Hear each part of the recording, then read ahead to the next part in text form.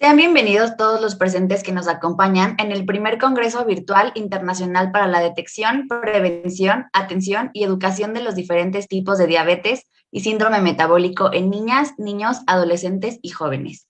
Profesionales de la salud, estudiantes de medicina, ciencias de la salud, ciencias sociales, humanidades y áreas afines, así como a los sectores educativo, empresarial, medios de comunicación, representantes de la sociedad civil, así como en público en general, a cada una de las instituciones responsables de organizar este evento. Y de igual forma, saludamos con mucho gusto, así como a los integrantes de las instituciones invitadas a nivel nacional e internacional.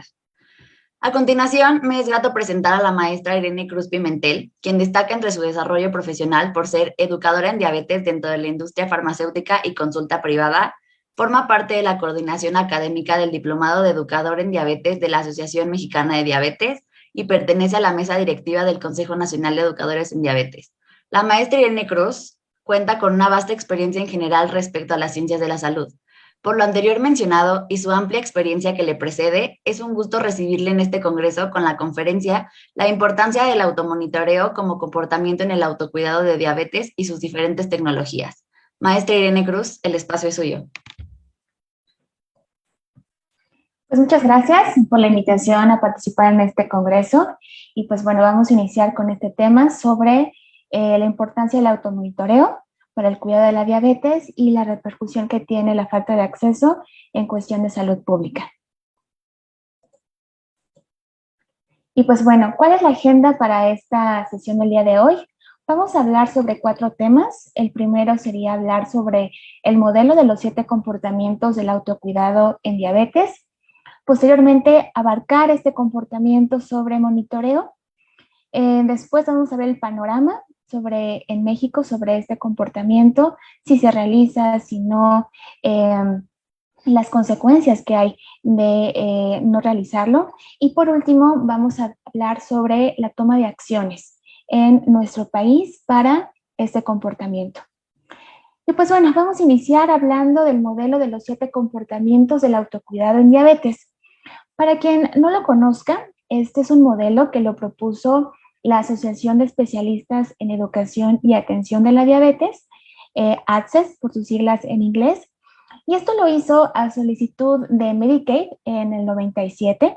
Medicaid es un programa de seguros de salud del gobierno de Estados Unidos, y esto lo solicitó porque quería ver qué resultados se pueden obtener a partir del automanejo de la diabetes, pero con esta perspectiva de educativa.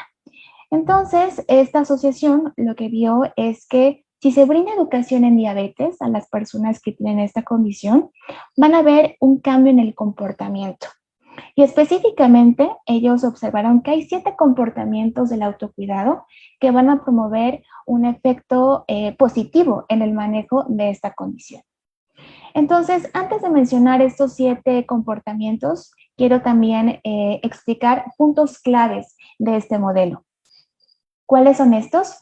Bueno, primero que nada, que hay que tener un trabajo colaborativo, primero entre el profesional de la salud y la persona que vive con diabetes. Debe de haber un establecimiento de metas centrado en la persona. Es decir, tenemos que tomar en cuenta las necesidades y las características de la persona antes de establecer objetivos. Y lo otro, y algo muy importante, este tipo de educación no es solamente transmitir la información.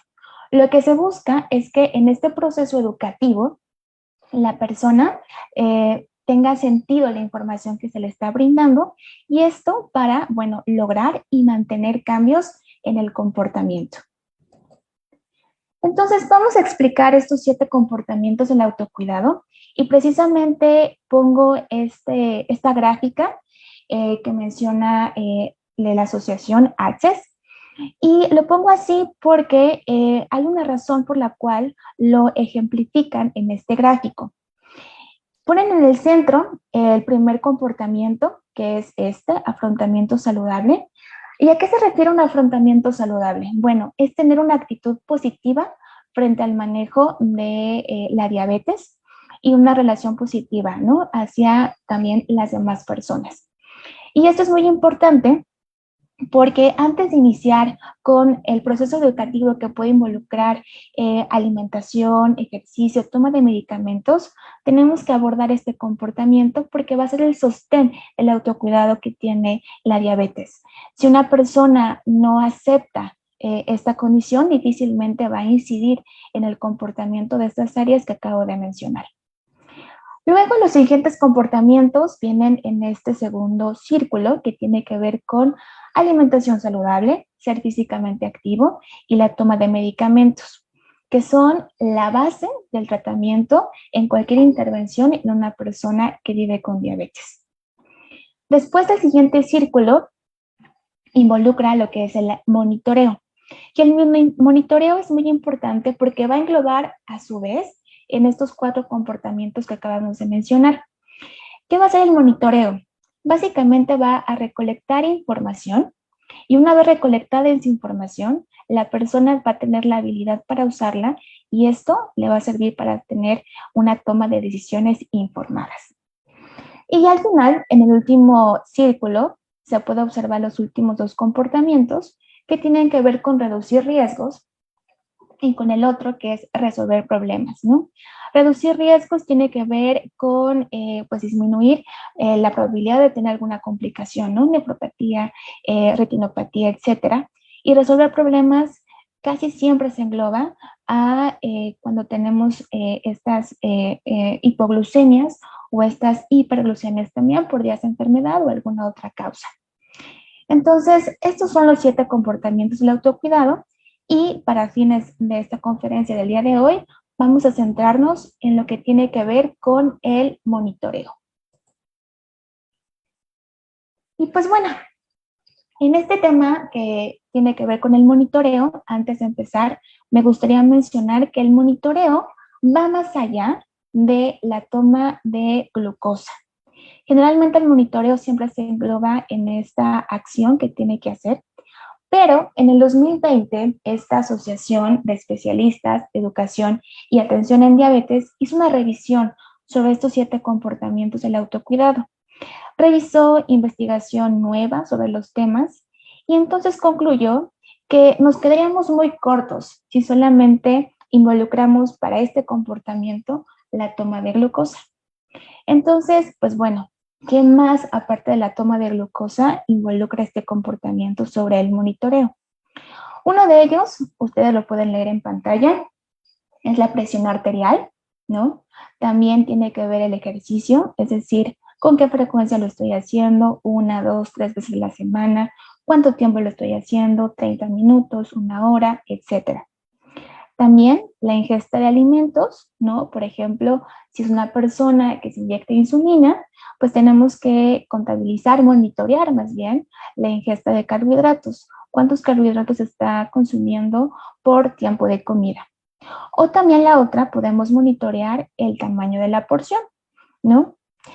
Otra cosa que podemos monitorear es la medicación, ¿no? ¿Cuántas dosis de insulina, cuántas unidades de insulina me estoy inyectando por tiempo de comida? ¿Cuántas unidades me inyecté para corregirme? También dentro de este monitoreo viene incluido pies y lo que es la piel. ¿A qué me refiero con esto? En cuestión del pie, ¿no? Saber si tiene alguna lesión, está todo correcto, la temperatura, etcétera. Y la piel, por ejemplo, si tiene a lo mejor una resequedad. Otra cosa que también podemos monitorear y que generalmente no lo tomamos en cuenta es el estado de ánimo. Y en lo que respecta al sueño, pues las horas en que estamos durmiendo. Ahora, ya que sabemos pues qué cosas podemos monitorear dentro de este comportamiento, lo siguiente sería cómo vamos a reportar lo que estamos monitoreando.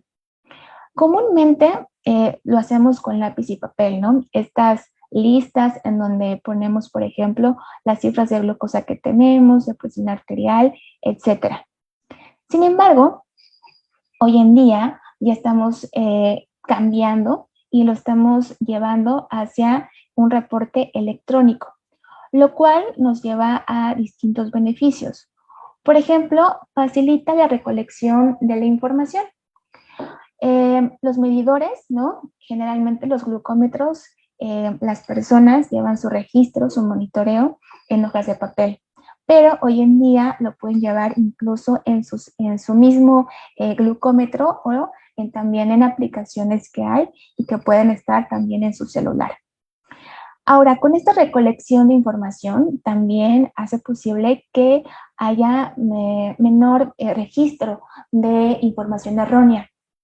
Por ejemplo, en esto que les acabo de comentar, si una persona en el momento no registró cuánto tenía de glucosa, entonces puede anotar una cifra que es errónea. En cambio, si todo está medido electrónicamente, pues esto no va a suceder. La otra es que en estos medios electrónicos también se puede poner notas. Y eso es muy importante porque un dato por sí solo no nos dice nada. Pero si le agregamos esta nota, le podemos dar un contexto y eso va a ayudar a facilitar la interpretación de ese resultado.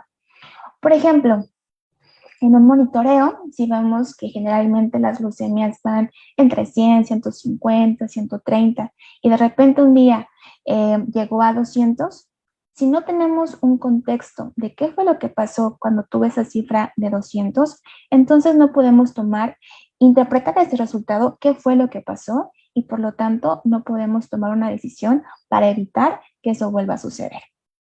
También otra cosa que facilita esta recolección de manera electrónica es el monitoreo a distancia.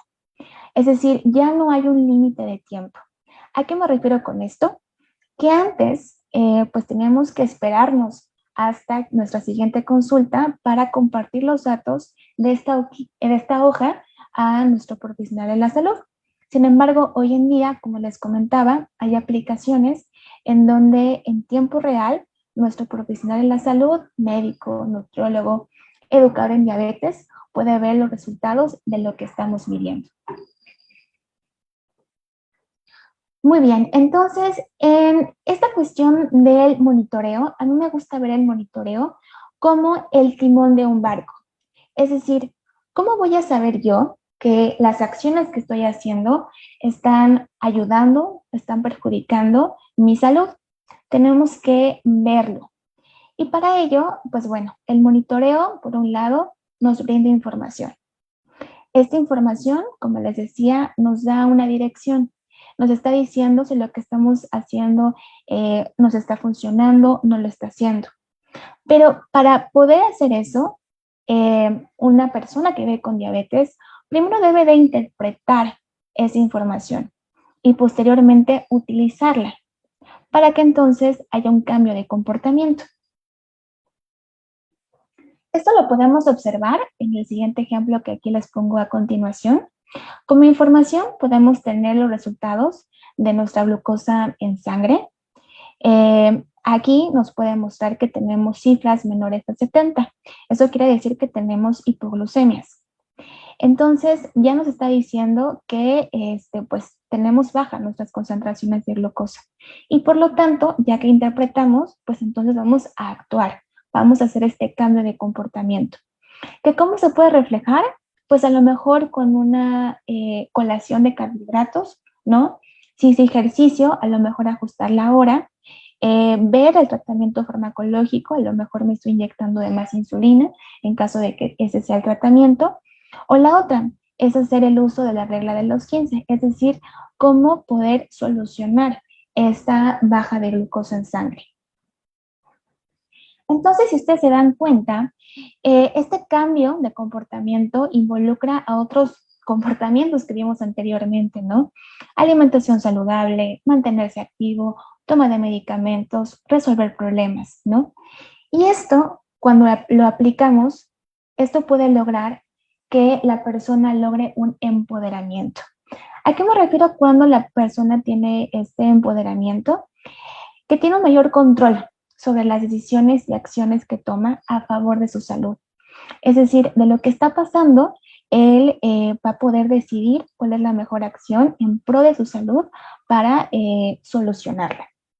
Y claro, para que la persona llegue a este punto, también tiene que desarrollar las habilidades y las destrezas.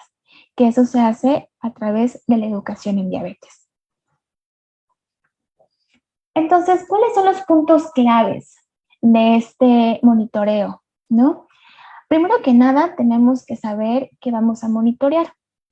Como les comenté en un inicio, hay muchas cosas que podemos monitorear, no solamente la glucosa. Podemos monitorear la presión, podemos monitorear la actividad física, el medicamento, ¿no? Por ejemplo, pero sí tenemos que decirle qué es lo que vamos a monitorear, porque podemos abrumar a la persona con tantas cosas que tiene que estar monitoreando. Entonces, ahí, de acuerdo con sus características, ya estaremos definiendo qué es lo que tenemos que monitorear. Y lo otro, que también es importante, tiene que ver con la frecuencia. Es muy común cuando hablamos del monitoreo de glucosa que se le diga a la persona que vive con diabetes, monitoree su glucosa, mídase su glucosa, pero nunca le decimos cada cuándo, a qué hora, ¿no? Entonces, la persona, una de dos, o lo puede hacer en las mañanas, como generalmente se acostumbra, ¿no? O no lo puede hacer, ¿no? Porque no se le está dando esta dirección sobre cómo lo debe de realizar.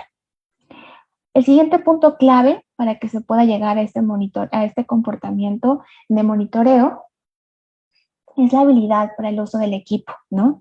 Hay que enseñarle también cómo utilizar el equipo. Retomando este ejemplo que les acabo de comentar, ok, le podemos decir a la persona, ¿no? Cada cuándo se va a tomar su glucosa, a qué hora. Pero si tampoco le enseñamos a cómo utilizar el glucómetro, es decir, dónde comprar las tiras, en dónde se coloca en la tira la muestra de sangre, ¿no? Cómo desechar los insumos. Entonces, pues bueno, este comportamiento es más difícil que lo logre a cabo. Lo segundo es que la información registrada debe de estar ordenada. Esto es especialmente cuando las personas llevan un registro de manera manual, es decir, con lápiz y papel. Cuando la información no está ordenada, es muy difícil que la podamos interpretar. Entonces, de ahí la importancia de que, pues bueno, tenga un orden esta información cuando se registre.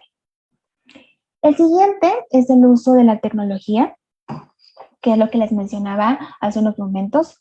Hay ya muchos dispositivos, muchas aplicaciones que podemos utilizar referente al monitoreo específicamente de la glucosa, que facilita por un lado la recolección de información, el registro, por ejemplo, y también el poder compartirlo con nuestro equipo médico para que sepa pues cómo estamos llevando el manejo de nuestra diabetes. Y la otra es identificar tendencias. ¿A qué me refiero con identificar tendencias? Es más útil tener un conjunto de datos que solamente un valor aislado, ¿no? Por ejemplo, en el automonitoreo, en un automonitoreo estructurado, que es la medición de glucosa postprandial y también antes de dormir, podemos ver una tendencia sobre durante todo el día cómo va fluctuando nuestros niveles de glucosa y si hay alguna pico que vaya fuera de este rango objetivo, entonces poder incidir sobre él. Eso en un monitoreo estructurado, pero también actualmente contamos con un monitoreo continuo de glucosa que ahí nos puede brindar también el tiempo en rango, que es el porcentaje de tiempo que una persona estuvo en este rango objetivo y eso lo podemos ver con este tipo de medidores. Ahora, otra cosa también importante que aquí me faltó mencionar es que si cumplimos con estos puntos clave, vamos a estimular el cambio de comportamiento a través de la motivación. ¿A qué me refiero con la motivación? Cuando una persona ve el efecto de una acción, va a motivar a que continúe con el cambio. Y esto lo voy a ejemplificar con estas imágenes que ustedes pueden ver. Supongamos que hay una persona que tiene una lesión en la piel, ¿no? En el pie, por ejemplo, y se da cuenta que, pues bueno, lo tiene que estar monitoreando porque lo que no queremos es que se llegue a infectar y que eso pues evolucione a alguna complicación. Entonces, en este monitoreo que se está haciendo, está observando que, pues bueno, no hay una buena cicatrización. Esto probablemente se debe a que pues tiene sus niveles de glucosa más allá de los objetivos recomendados. Entonces empieza a hacer algún cambio en su alimentación. Él sigue monitoreando esta lesión que tiene en la piel y ve que a partir de este cambio en su alimentación empieza a cicatrizar más rápido esa herida que tiene. ¿Eso qué va a provocar en la persona? Que entonces vea que cambiando sus hábitos de alimentación va a tener un efecto positivo en su salud. Y entonces eso va a hacer a que lo motive a que continúe haciendo ese cambio. Algo muy importante que debo de mencionar es que estos datos que vamos a estar recolectando a partir de este comportamiento del monitoreo, los tenemos que evaluar junto con el profesional de la salud. ¿Por qué menciono esto? Porque en ocasiones, en una consulta, una persona puede tener sus cifras de presión, sus cifras de glucosa y dárselas al profesional de la salud. Él la revisa y nada más lo interpreta. Le dice, está bien, está mal, hay que hacer estos ajustes. Pero aquí lo que se propone es que haya una sinergia entre ambas personas y se le explique a la persona por qué está bien, por qué está mal, qué cambios se deben de hacer, etc. Es decir, entre los dos, tener que analizar esta información. Pues bien, ahorita acabamos de platicar sobre cuáles son la importancia del automonitoreo, pero tenemos que ver cómo es este automonitoreo en México. Las personas lo están haciendo, lo están llevando a cabo, cuáles son las barreras que están teniendo, etcétera. Entonces, para poder saber un poco más de este comportamiento en nuestro contexto, a continuación les voy a presentar un estudio en donde precisamente el objetivo era saber cómo está la atención médica y las acciones de autocuidado en personas que viven con diabetes, específicamente en diabetes tipo 2, según su nivel socioeconómico. Entonces, este estudio fue a partir de la Encuesta Nacional de Salud y Nutrición para localidades con menos de 100,000 habitantes. Puede parecer un número reducido, ¿no? Pero es una muestra representativa a nivel nacional de la población con menos capacidades económicas en nuestro país. Y pues bueno, como les comentaba, se midió lo que tiene que ver por nivel económico, que se estratificó en nivel bajo y medio alto. Y pues bueno, lo que se midió fue la atención médica, según lo que marca la NOM 015, que tiene que ver con respecto a diabetes, y lo que nos concierne, que son las medidas de autocuidado. Entonces, en la siguiente tabla, ustedes van a observar que es una tabla que habla sobre las características de las medidas de autocuidado. De aquí me voy a enfocar principalmente a tres. Tomando en consideración que en esta última revisión sobre este comportamiento también se involucró el estar monitoreando, por ejemplo, los pies y también la tensión arterial. Entonces podemos observar que del total de la población, ya sea con un nivel económico bajo o medio alto, tenemos que el 26% se revisan los pies. El 15.2% se mide su tensión arterial y ya un poco más alto, con el 44.1%, realiza exámenes para determinar la glucosa en sangre y la hemoglobina glucosilada. Si bien estas acciones cierta parte de la población lo está haciendo, si ustedes observan, lo están haciendo menos del 50%. Aparte, también algo que destacar de esta tabla es que aquí nos está reportando que solamente el 5% no realiza medidas prioritarias de autocuidado. Y sobre todo, y creo que este dato es fundamental, solamente 1.5% de las personas que se encuestaron recibió educación sobre su enfermedad. Es decir, recibió educación en diabetes. Entonces, no es extrañar de que las personas no lleven a cabo este comportamiento si no reciben educación en diabetes. Ahora, en esta siguiente tabla podemos ver cuáles son las implicaciones de no llevar este comportamiento y a su vez de no tener una educación en diabetes. Ahorita vamos a hablar sobre las complicaciones que presentó esta población encuestada. Entre las más relevantes, las de mayor porcentaje tuvo una disminución de la visión con un 55.1%, seguido de tener algún ardor, dolor o pérdida de la sensibilidad, que esto nos está haciendo destacar que ya hay una presencia de neuropatía diabética en 32.2% de la población y un daño en la retina, que corresponde casi al 17% de las personas. De aquí, otro dato que destaca es que 69.1% de las personas presentan alguna complicación, una o más complicaciones. Ahora, ya que sabemos que pues, las personas no están haciendo este comportamiento de monitoreo, nos tenemos que preguntar ¿y por qué no lo están haciendo?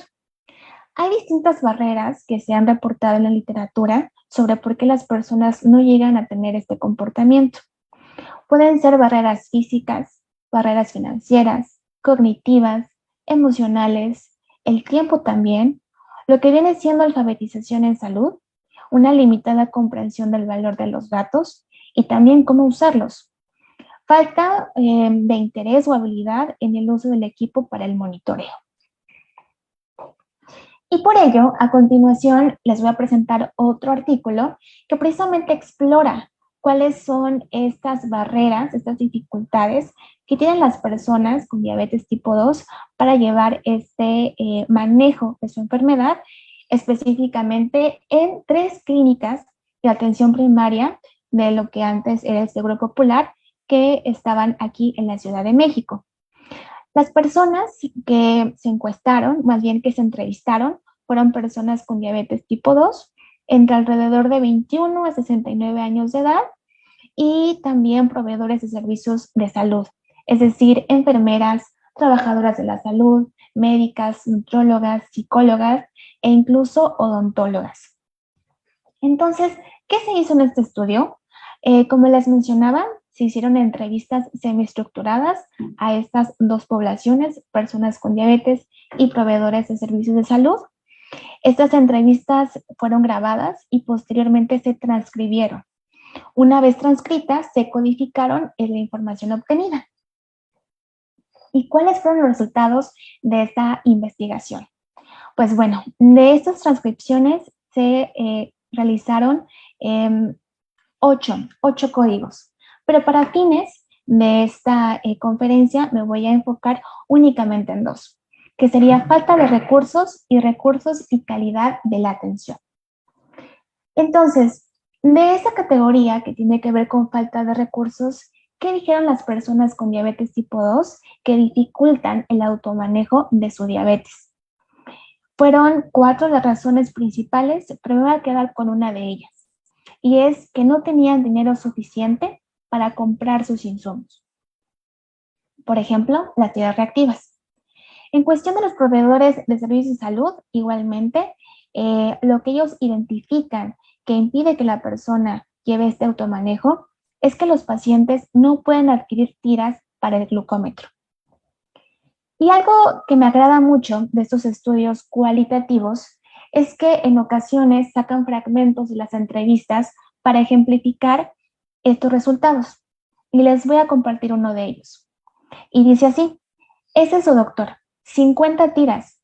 50 tiras me cuestan 500 pesos. ¿Como o compro las tiras? ¿Pago la renta o compro mis tiras? Este fragmento de esta entrevista que se hizo a una mujer es lo que también hemos escuchado, y pues bueno, esto tiene que ver con la falta de accesibilidad a estos insumos para llevar a cabo este automonitoreo. Otra categoría que vamos a revisar brevemente fueron los recursos y calidad de la atención. Para personas con diabetes tipo 2, se observó que el no contar con un glucómetro o con tiras disponibles hacen que se les dificulte el automanejo de su condición. Para proveedores de servicios de la salud, lo que refirieron es que la falta de tiempo y la falta de disponibilidad, eso también repercute en el manejo de sus pacientes. Hay que recordar que cuando hablábamos sobre este comportamiento de automonitoreo, tenemos que dedicar un tiempo a la persona para explicarle cómo utilizar el medidor de glucosa, por ejemplo, o también explicarle pues cómo interpretar esos resultados. Entonces, si existe una falta de tiempo, indudablemente esto pues no se va a llevar a cabo. Y de aquí, de esta categoría, también hay otra fragmento de una entrevista que dice, casi siempre nos hace falta la hemoglobina glucosilada, es decir, el equipo para medir la glucosa. Y pues bien, esto que les acabo de comentar está enfocado principalmente en diabetes tipo 2, pero como hemos visto a lo largo de este congreso, hay diferentes tipos de diabetes y una de ellas es la diabetes tipo 1. Aquí el tratamiento sí involucra también el que la persona tenga su glucómetro y sus tiras reactivas, pero también involucra el que tenga que adquirir insulina, jeringas y agujas. Hay que recordar que la diabetes tipo 1 hay una destrucción de las células beta pancreáticas y por lo tanto la persona no produce insulina, por lo tanto se la tiene que administrar. Aparte, también junto con el tratamiento involucra las consultas con los distintos especialistas y también exámenes de laboratorio. Ahora, si bien la insulina forma parte del cuadro básico y catálogo de insumos, lo que son las jeringas, agujas, glucómetros y tiras reactivas no lo son. Y por lo tanto, la persona tiene que hacer un gasto de bolsillo. Es decir, tiene que desembolsar dinero para poder adquirir estos insumos. Y pues se ha visto que en esta situación se ve afectada esta capacidad de compra de sus bienes y también de sus servicios, porque son muy elevados los costos que tiene que solventar este tratamiento, a tal grado que se considera que puede llegar a ser un gasto catastrófico. Es decir, que más del 30% del ingreso de la familia va destinado al tratamiento de este padecimiento crónico y controlable. Y por lo tanto, cuando estamos hablando de un gasto catastrófico, estamos hablando que puede ser financiado por el FONSABI, que es el Fondo de Salud para el Bienestar, que anteriormente era el fideicomiso del Sistema de Protección Social en Salud, pero ya con la reforma de la Ley General, pues ya se cambió al FONSABI. Hay diferentes estudios que nos hablan de qué tanto representa este gasto para las personas que viven con diabetes tipo 1. Como habíamos dicho, insulinas, jeringas, agujas, glucómetros, tiras y pues la alimentación en sí puede representar hasta el 50% o 40% de los ingresos de una familia. Otros estudios señalan que anualmente puede representar $1,690 y de estos 53% se destinan al monitoreo de los niveles de glucosa y 14.8 a lo que refiere con la insulina. ¿Cuáles son las implicaciones de que pues, las personas en ocasiones y frecuentemente no tengan acceso a este tratamiento, ¿no? Eso se ve afectado indudablemente en su salud. Igualmente se ha reportado que en personas con diabetes tipo 1, la expectativa de vida puede ser de 11 a 13 años menor que una persona que no lo tiene. También que es 3 veces más, tiene mayor probabilidad de ser hospitalizado y 10 veces más riesgo de tener algún evento cardiovascular. Este es un estudio que se hizo en personas con diabetes, niños y adolescentes, y lo que aquí se quería hacer es reflejar qué pasa si a estas infancias les podemos brindar la insulina, las consultas médicas, que tiene que ver también con educación en diabetes, nutrición y psicología, brindarle las terapias reactivas y también material educativo. Y estos son los resultados de este estudio que se hizo en Jalisco, Nuevo León, Guanajuato, Mérida y Guerrero, con 306 personas, en donde podemos observar en esta tabla que al otorgar todos estos insumos, la hemoglobina glucosilada fue de 8.7, que si bien puede ser aún mejor, en un parámetro menor a 7.5. La hemoglobina glucosilada en este parámetro lo fue en 26.6% de las personas que aquí participaron. En los menores de 15 años representó el 25% y en personas de 15 a 24 años el 22%. Entonces, ya estamos viendo el panorama que tenemos pues en nuestro país, ¿no? Este panorama en donde vemos que hay efectivamente una falta de accesibilidad a los insumos, específicamente en el comportamiento de monitoreo a tiras reactivas, a glucómetro. Entonces, ya para ir cerrando esta conferencia del día de hoy, me gustaría plantear, bueno, y ahora, ¿qué podemos hacer? ¿Qué podemos hacer para poder cambiar esta situación, este panorama que nos está reportando pues la investigación? Y para ello hay diferentes vías. Una de ellas es a través de iniciativas, que por ejemplo aquí es por parte de la IDF,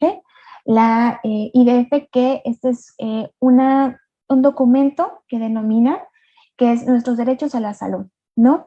Y aquí lo que pasa es que es una caja de herramientas que presenta esta relación entre los derechos humanos y la atención en diabetes. Lo que propone este documento es que la atención en diabetes debe de considerarse un derecho humano. ¿A qué le denominamos atención en diabetes? Bueno, le denominamos a este acceso, por un lado, a la insulina, a los medicamentos, a la atención clínica, a la educación en diabetes y también al monitoreo de glucosa y también de cetonas. Cuando hablamos de derechos humanos, nos referimos a este pues, derecho inherente que tenemos por ser seres humanos y que no debe de tener ninguna distinción, ¿no? Ya sea por nacionalidad, sexo, religión, lengua, etc. Y dentro de esta gama de derechos humanos hay diferentes derechos, ¿no? En este documento que les comparto se enfoca principalmente a 4. Vamos a empezar platicando sobre el derecho a la salud, que en este documento lo tienen enfocado principalmente a lo que es derecho a la atención a los servicios sanitarios. Pero el derecho a la salud va más allá. También involucra el derecho a tener una vivienda digna, a tener agua potable, ¿no? Porque indudablemente eso también repercute en lo que podemos o no hacer en el cuidado de nuestra salud. Un ejemplo podría ser en este contexto de pandemia, en donde nos pedían que tuviéramos un lavado de manos frecuentemente, pero si la persona no tiene acceso a agua potable, entonces difícilmente puede realizar este derecho que tiene a su salud. También el derecho a la salud se debe de contemplar como el Estado tiene esta facultad de otorgar el nivel más alto de salud que pueda tener la persona. E involucra, por un lado, la disponibilidad, la accesibilidad, lo que estamos hablando el día de hoy, aceptabilidad y calidad de bienes y servicios. También en este documento se habla sobre el derecho a la vida. Esto se engloba específicamente en diabetes tipo 1. Y lo que dice es que si existe una falta de acceso a la insulina, por ejemplo, en personas con diabetes tipo 1 puede conducir a su muerte. Por lo tanto, también esto tiene que ver con un derecho a la vida. Derecho a la información es otro derecho que engloba este documento y que es brindar información sanitaria, pero también referente a prevención, monitoreo, que es lo que estamos hablando el día de hoy, este comportamiento sobre el monitoreo y el manejo de la diabetes. Otro derecho es el derecho a la no discriminación, la cual puede ser directa o indirectamente. Cuando hablamos de directa es negar el acceso a una persona por motivos, por ejemplo, de religión, etnia, etc. Y cuando es una discriminación indirecta, un ejemplo de ello puede ser por ubicación geográfica.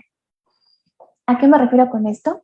Si una persona vive alejada vive en algún cerro, en alguna comunidad que no tiene vías de comunicación, entonces, y no puede acceder a los servicios de salud, entonces, eso es una discriminación de forma indirecta, porque no puede acceder a este derecho que tiene. Ahora bien, ¿qué otra manera podemos incidir, ¿no?, para cambiar esta perspectiva que hemos visto en nuestro país? La otra manera es apoyar campañas que en este caso me voy a enfocar a lo que sería de la IDF, que tiene que ver con el Día Mundial de la Diabetes. El Día Mundial de la Diabetes es el 14 de noviembre y es una campaña para sensibilizar sobre lo que es la diabetes, poner sobre la mesa las problemáticas que hay en torno a esta condición. Del año 2021 a 2023, la campaña fue enfocada en acceso a los cuidados de la diabetes y lo que se pretende es aumentar la inversión en cuidados y prevención de la diabetes y garantizar lo que sería el acceso a los cuidados que se necesitan. ¿A qué me refiero con cuidados? Aquí engloba lo que sería acceso a la insulina, acceso al autocontrol, que sería acceso a estos medidores de glucosa, a estas tiras, acceso a la medicación oral, acceso a una dieta saludable y actividad física, y acceso a la educación y apoyo psicológico. Y esta campaña se da a partir del marco de los 100 años del descubrimiento de la insulina, porque si bien la insulina estuvo en el mercado desde hace 100 años, se necesita también una atención, un apoyo continuo y también un control para evitar complicaciones, ¿no? Específicamente para diabetes, en esta campaña, el lema es diabetes, educar para proteger el futuro. Y añade esta frase que es, si no ahora, ¿cuándo? Y muy bien, entonces, para concluir esta ponencia del día de hoy, me gustaría que nos lleváramos estos puntos claves. La primera es que la educación en diabetes genera cambios de comportamiento. Tenemos este modelo que son los 7 comportamientos del autocuidado, que si nosotros los podemos implementar en nuestros pacientes, indudablemente va a haber estos cambios de comportamiento en pro de su salud. El siguiente punto es que el monitoreo va más allá que la medición de glucosa en sangre. Como vimos en esta última revisión que se hizo en el 2020, este comportamiento de monitoreo no solamente se tiene que limitar a esta medición de glucosa, también involucra el monitorear la presión, nuestras emociones, por ejemplo, actividad física, alimentación, etcétera. El tercer punto sería que la falta de acceso repercute en la salud de las personas que viven con diabetes. Vimos que indudablemente el tener esta falta de acceso hace que las personas tengan mayor probabilidad a presentar complicaciones, por ejemplo, ¿no? También daña su calidad de vida, reduce años de vida y que esto lo debemos de cambiar indudablemente. Y por eso, pues incidir en política pública, ¿no? Porque, como lo estábamos viendo, la atención en diabetes es un derecho humano. Es un derecho que tenemos que exigir y tenemos que poner sobre la mesa y que la atención en diabetes no solamente implica el que me estén brindando alguna atención médica, también involucra el que me den los insumos para que yo pueda tener un manejo y un monitoreo de mi diabetes. Y pues bueno, con esta última frase termino mi conferencia. Muchas gracias. Muchas gracias, maestra, por la información que nos brinda, pues sé que será enriquecedora para muchos de nosotros. Voy a pasar a darle algunas de las dudas que surgieron durante su ponencia. Entonces, la primera es, ¿cuáles considera 3 puntos importantes para lograr reducir índices de diabetes y obesidad en nuestro país? 3 puntos importantes. Bueno, creo que aquí tiene que ver mucho Uno que tiene que ver es con la prevención. Creo que es importante la detección oportuna, ¿no? Hay tres niveles de prevención: primaria, secundaria y terciaria. La segunda, que es la prevención secundaria, tiene que ver con detectar a la persona cuando ésta pues, todavía no sabe que tiene alguna alteración en su glucosa. Muchas personas cuando tienen diabetes se van enterando incluso hasta 5 años después, cuando ya tienen alteraciones en su glucosa. Eso lo que repercute es que el tratamiento se dé de manera tardía y puede provocar que haya más complicaciones. La segunda tiene que ver con políticas públicas, ¿no? Es muy importante. Hay una frase que me gusta mucho que es salud en todas las políticas, ¿no? En donde tenemos que ver la salud como algo global. En una parte de mi ponencia estaba poniendo sobre incrementar o promover una alimentación saludable y ejercicio, ¿no? Pero esto también tiene que ver con política pública. Sabemos que para prevenir diabetes, pues tenemos que realizar actividad física, ¿no? Pero si no contamos con los espacios para hacer actividad física, difícilmente una persona lo va a lograr hacer. Y esto tiene que ver también, pues como les decía, con política pública para que la persona pues cuente con estos espacios. También lo que respecta a alimentación, también tener acceso a una alimentación saludable. Esta disponibilidad de alimentos ultraprocesados también, entre mayor disponibilidad haya, entonces eso también va a limitar el que una persona pueda tener una adecuada alimentación. Y otro punto importante, que sería el tercero, sería esta cuestión sobre alfabetización en salud. Alfabetización en salud es esta capacidad que tiene la persona de saber en dónde recolectar información que necesita, a lo mejor para el cuidado de su salud, saber interpretarla y saber usarla. Entonces, también eso me parece muy importante para reducir esta prevalencia, ¿no?, sobre diabetes, que hoy en México, pues sí, tiene números bastante, pues impactantes. Ok, muchas gracias por esa respuesta. La siguiente pregunta sería, ¿considera que podríamos prevenir riesgos de diabetes en cualquiera de los niveles de atención en salud?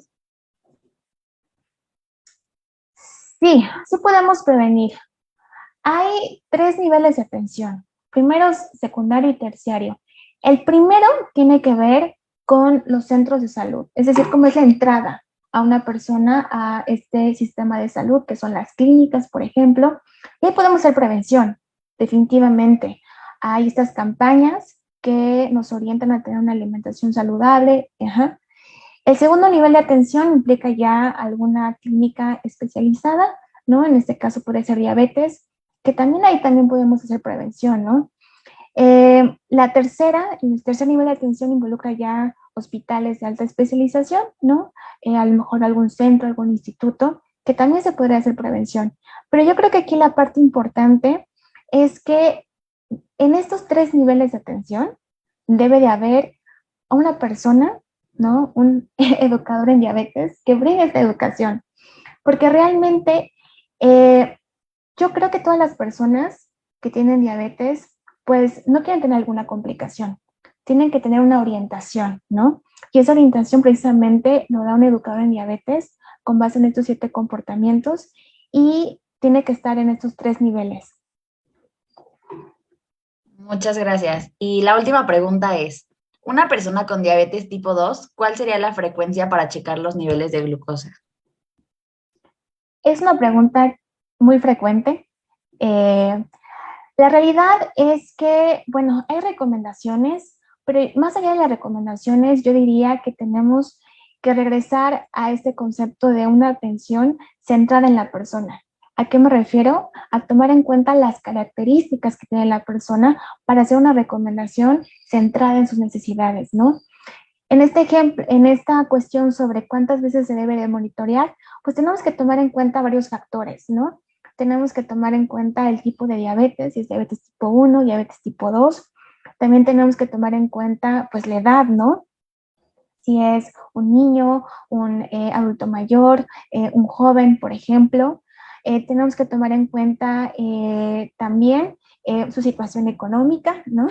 Eso es una gran limitante. Tal vez quisiéramos que la persona se tome sus glucosas antes y después de cada tiempo de comida, pero si la persona no tiene ese solvente para hacer eso, entonces hay que adecuarlos, ¿no? Entonces son muchos factores que pueden determinar la frecuencia de cuál sería lo ideal para una persona tomarse su glucosa. Ok, pues muchas gracias. Sin duda es súper interesante toda la información que nos menciona y agradecemos su grata presencia en este congreso. A continuación haremos la entrega virtual de su constancia como símbolo de agradecimiento a su participación.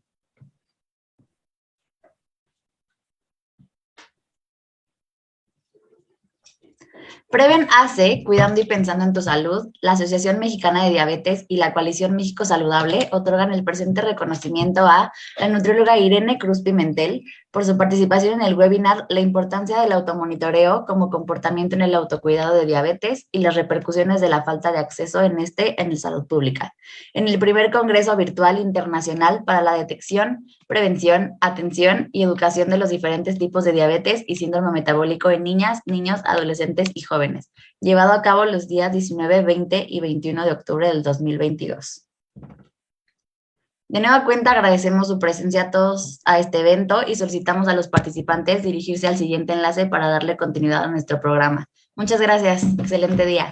Gracias.